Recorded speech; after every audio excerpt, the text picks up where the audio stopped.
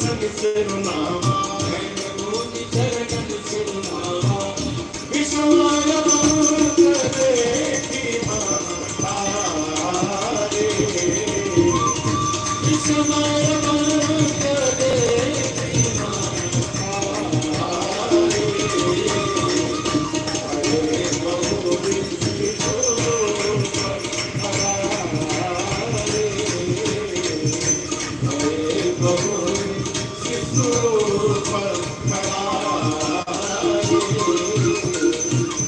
अरे बहुरी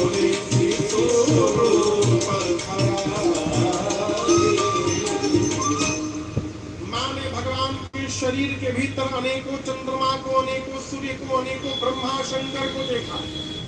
माँ ने अनेकों नदियों को देखा, पर्वतों को देखा, वन प्रदेश सागरों को देखा।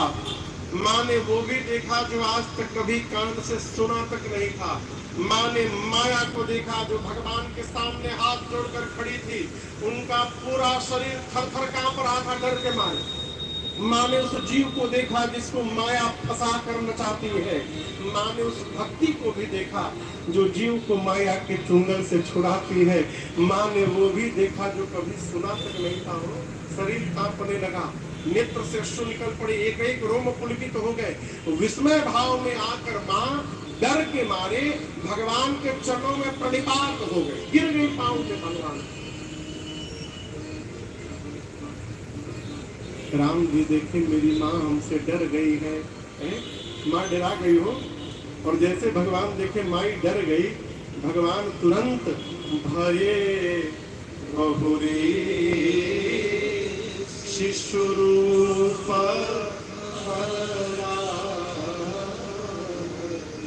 जीवन में ऐसा कोई कर्म नहीं करना चाहिए जिससे हमारे माता पिता को हमसे डर लगने लगे।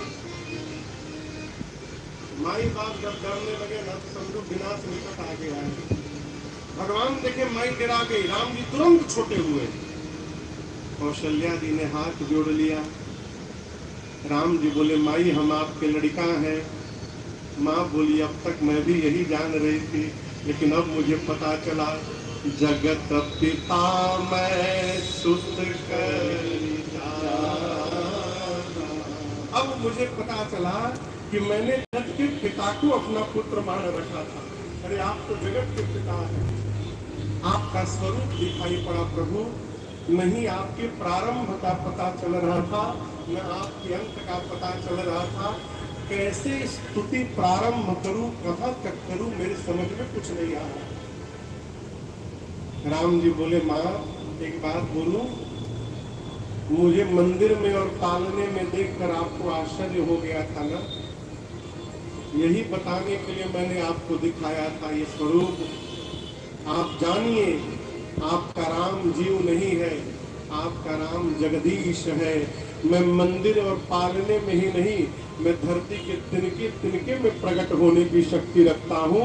जहां चाहूं वहीं प्रकट हो जाऊं।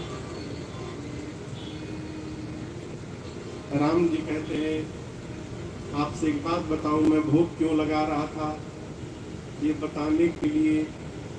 जब मैं नहीं था तो मेरी मूर्ति को भोग लगा रही थी, आप बात समझ में आ रही थी। जब मैं ही घर में आ गया हूँ तो उसके बाद भी मेरी मूर्ति को ही भोग लगेगा। अरे जो भी घर में बने डायरेक्ट हमारे सामने लाइए, हम डायरेक्ट भोग लगाएंगे रोज।